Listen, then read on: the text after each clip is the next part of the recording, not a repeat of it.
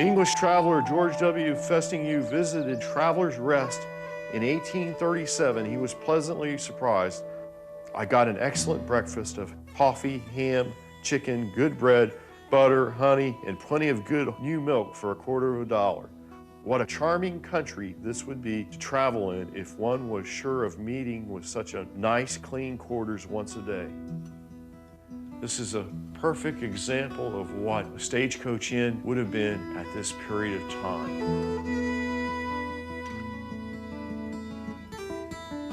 I'm Stephen Turk. I'm the interpretive ranger here at Traveler's Rest Historic Site. You're at 1815 Stagecoach Inn operated by the Georgia Department of Natural Resources, Parks and Historic Sites Division. It was originally built in 1815 by James Wyly.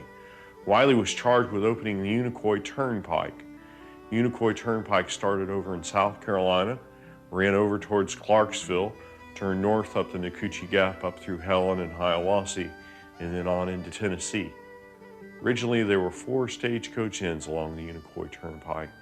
This one in Clarksville, one in Helen, one in Hiawassee. They were spaced about 20 miles apart.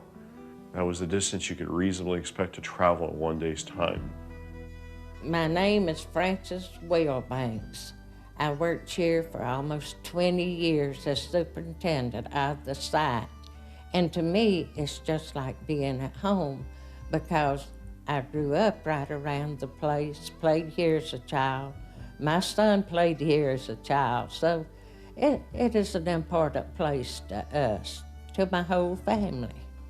The house has changed very little in my memory, except after the state took over, they did some renovating, put on a new roof, and some of the weatherboarding had to be replaced. But the actual house itself has changed very little in the last 75 years.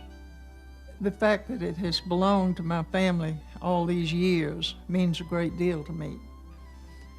And I have been familiar with it all my life.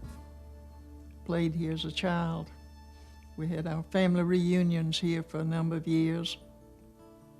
Devereaux Jarrett was my great-great-grandfather. The gentleman here is Devereaux Jarrett. He was referred to as the richest man in the Tugaloo River Valley. He purchased this place in 1833. When he passed away, he'd owned over 14,400 acres of land, 97 slaves, had his fingers in about 10 different businesses. Among them, this inn, a store, a tavern, a gristmill, a sawmill, a tannery, a toll bridge, a ferry, a blacksmithy, a textile industry, 2 gold mines, and he also lent money. So he was an entrepreneur of his day. Devereaux Jarrett proceeded to do a lot of changes in the inn. The major change is he doubled the size of the inn to his existing size. It's a 2-story wood frame structure. 85% of the structure is original. It's made of heart of pine wood.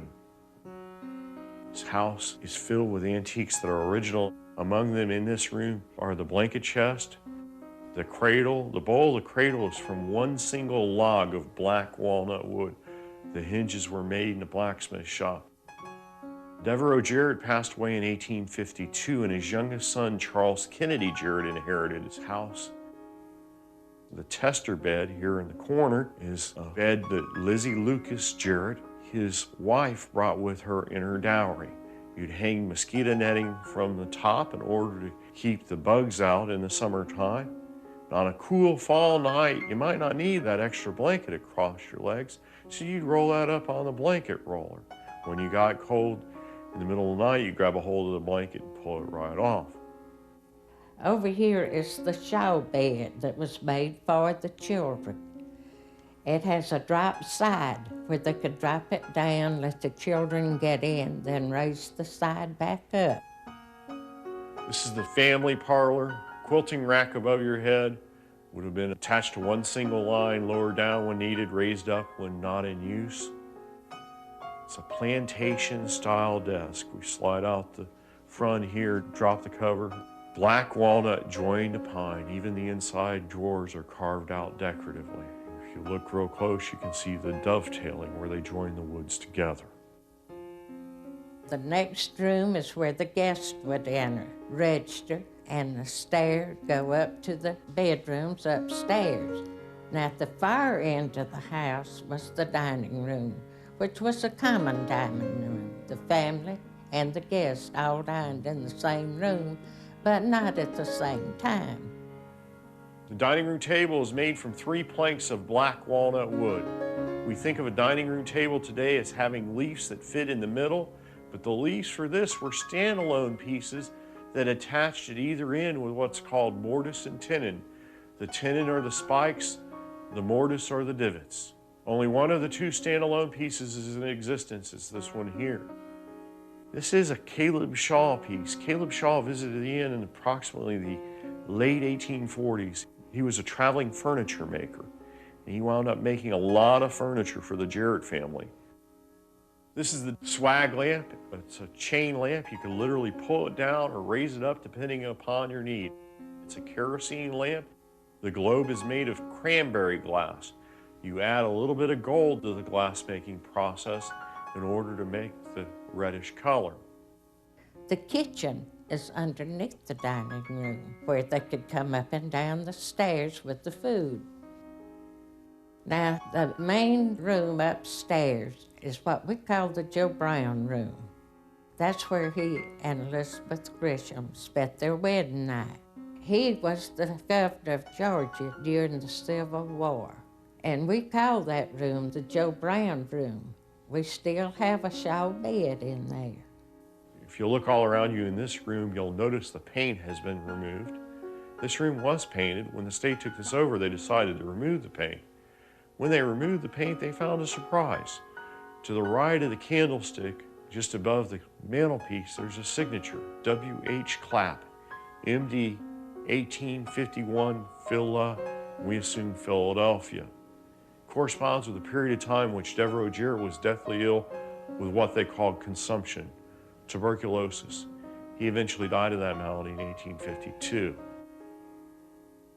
This is the common room. For 25 cents, you could spend the night on half the bed with somebody you may never have met before in your entire life. You hope that he didn't snore, didn't kick, or worse yet, didn't have any bed bugs. Then you go out on another little landing, and there are 2 small private rooms on the south end. That was their cheap private rooms. They had no heat. Then you go up a short stairway into the attic. That's one of my favorite places, is in the attic. Take a look at the beams. They're what's called mortised and tenon together. They're also pegged together. You'll see the Roman numerals. Roman numeral 14 fits with 14, 15 with 15. It's all part of that prefab nature of the house. As we head down the stairs, take a look at the handrail. The handrail from the top of the stairwell to the bottom of the stairwell is carved from one solid piece of wood. Well, this room may well have been Devereaux Jarrett's office. Picture of the family is the family of Charles Kennedy Jered, his youngest son, who inherited this on the death of his father in 1852. The woman in the white dress and the woman in the hat, that's Mary Elizabeth Jarrett White. She's the one that sold this to the state of Georgia in 1955, this and 3 acres of land for $8,000. She's the one that said that this is where her grandfather hid his gold nuggets. There are 5 hidey holes in the mantelpiece. That's the Mamie's cabin, or the nanny's cabin. That's the female slave that was in charge of looking after the children. Exterior is pretty much the way it would have appeared 150 years ago, with the exception of the wheelchair ramp. It's an American holly. It's one of the oldest and largest in the state of Georgia. They guesstimate it's well over 200 years old.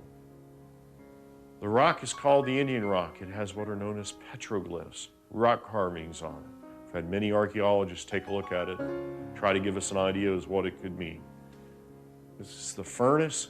The main uses here were probably making soap and washing clothes. Cabin here is called the son-in-law's cabin.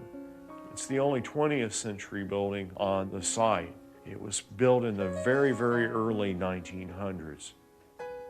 Steps here are what's called the ladies' mounting block. That made getting on and off the horse a whole lot easier, especially for the ladies that rode side saddle.